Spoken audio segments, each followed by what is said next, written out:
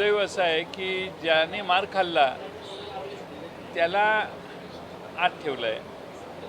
5 जण होते, त्यातल्या एकालाच आत ठेवलं आहे जो मारणार आहे. उरलेले 4 जण बाहेर. आम्ही आता CCTV फुटेजची मागणी करणार आहे आणि त्या घटनेच्या आधीचे 5 मिनटं, नंतरचे 5 मिनटं आणि तो सगळा एपिसोड बघून या बाबतीत कसा अन्याय झाला आहे हे नक्कीच भविष्यात कळेल आपल्याला.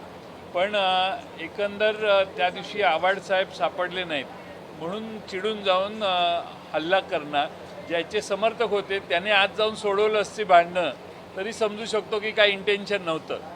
पण खुनावून हाच तो हे दाखवण्याचं काम झाल्यावर, हल्ला झाल्यावर स्वतः हे निघून जातात आणि तिथं हल्ला होतो. हे अतिशय, या इमारतीमध्ये असा प्रकार कधी आजपर्यंत झाला नाही. महाराष्ट्राच्या लोकशाही कुठल्या स्तरावर गेली आहे, महाराष्ट्राची विधानसभेचा परिसर कोणत्या स्तरावर गेला आहे, याचा एक दुर्दैवाने अतिशय खालच्या पातळीवर ही व्यवस्था पोचायला लागली आहे. हे महाराष्ट्रातल्या जनतेच्या आता लक्षात आलं. आम्हाला